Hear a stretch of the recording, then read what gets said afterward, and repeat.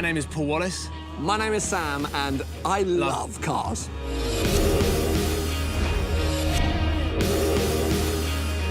I love the sound. I love the aesthetics. Something that makes my heart beat extra fast. Michelin have invited Sam and I to GoodWood Festival of Speed to meet amazing people, to see some awesome cars, and to have the best weekend ever. The great thing is that when you come to an event like this and you meet other people who are passionate about cars, you always have a common ground. There's always stuff to talk about. Our first encounter was with Tom Christensen. The Le Mans legend, I mean, the most successful Le Mans racer ever, surrounded by some of his most iconic cars in the GoodWood paddock, was a pretty unbelievable experience. Hey, guys. Nice to meet you, Tom. How are you? Hey, Yeah. Sam, nice to Hi, meet Sam. you. How you doing? See you. Can I just say, all the cars, they're very dirty. We have just met, Yes. and we're getting into blasphemy now. Oh, no, what have I done? The cars winning at Le Mans, you don't touch them with anything. You don't clean them at all. So they stay like this forever? They stay like this forever. You sort of hear about racing drivers being small, and I kind of wondered if that was true. Do racing teams go after small people? I don't mean this to be an offensive question. Is there a competitive advantage to shorter drivers, or is it just getting in and out of the car? A racing driver today, you need them small, skinny, preferable. You spend millions making everything stronger and lighter. But within a team, the first thing an engineer looks at when you come from 2 weeks off or something, he will go and look at. And I mean, strong guys like Paul and me, we will have a problem. But you'll have a good chance for a good career. Good, thank you. Unbelievably, he opened the door and let me sit in the Audi R18, the last car that he won Le Mans in. Whoa. Get your seatbelt on. That is the narrowest windscreen I've ever seen in my life. You just see what you have to see and where you're going. Absolutely, you're so focused. I think Tom wanted to give him the proper experience of a Le Mans car, so he slammed the door shut. Let him enjoy a little bit and then... Sam was cocooned in this 200-mile-an-hour coffin. P1! Yeah! But it was so great to have a conversation with Tom outside, just get to know him, and it was a lot of fun to have Sam locked away in a small confined space for 5 minutes. Mikko Hirvonen, what an incredible human being. Definitely something that stood out about Mikko is just how relaxed and laid back he was, just about everything. And those sorts of people in motorsport always worry me because they are always the ones that go straight to the limit, live life on the edge, and are normally the most successful. I think when you grow into it, I'm just always got used to drive between the trees and mountains.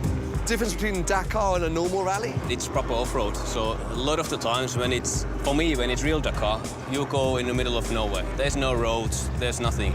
Could you describe to me, who has never experienced rallying, the feeling and sensation of driving flat out inches past trees and other obstacles that are incredibly dangerous? Well, I can take you for a spin if you would like to, then you really see what it's all about. I think that's a good idea. Sounds great. There's only one seat. Fight for it. No? Rock, paper, scissors. Just one shot. Rock, paper, and go on scissors, or go on rock, paper, What, just scissors, 1, go? 2, 3, go. 1, 2, 3, and go. Go on, go. Yeah. 1, 2, 3, go. Ah! Good man, I'm excited. Yeah. Oh.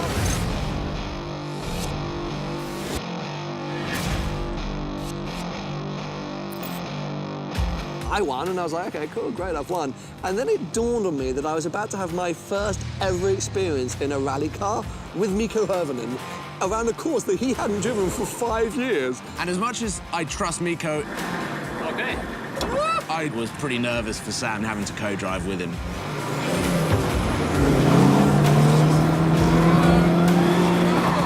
I had a sort of idea that it was going to be a little bit crazy.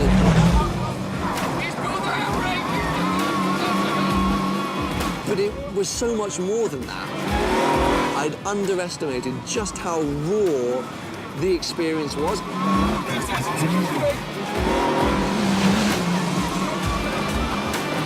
The whole car is shaking around and bumping, there's noise. Parts of your body you didn't know could jiggle were jiggling. I loved every second of it. Freddie Spencer is a true legend. He really taught me about the disciplines and what goes into racing motorbikes at super high speed. The sensation on a motorcycle, the movement, is what makes it very special. And also because you're not just sitting static. You're on the bike and your connection to the motorcycle. For example, shake my hand. Okay, that's how normally you might think you might grip, but that's how light I grip the handlebar, even at 200 miles an hour. Jesus.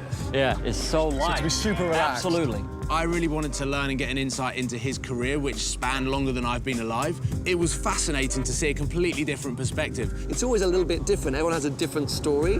When I was a kid, and I used to go down to a local Honda dealership with my dad, J.W. Gorman's, it's where I got my first little Honda 50, you know? and Mr. Gorman, in his office, had a picture on the wall of him and this Japanese man, and he would tell me, you know, that's Mr. Honda, and standing next to me. So all these years go by, and I won the 500 World Championship, and I got invited to Mr. Honda's home, and he invited me there, and I walked in, he put his hands on my shoulders and said, thank you. And I thought about when I was a kid, right? And through motorsports, it gave me that. It's an incredible community. You never know. Picture, like, oh, absolutely. I got a picture. He said, absolutely. Yeah, absolutely. It made me want to ride motorbikes, which says something about his character, his story, and his overall experience. I think the biggest thing that all three guys had in common was how relaxed they were. They were easy to talk to, and they were passionate. To be able to share stories, learn a little bit, but have so much fun whilst doing so. Me and Sam have had some amazing memories, seen some unbelievable cars, and just had the best weekend. It is one that I will never forget.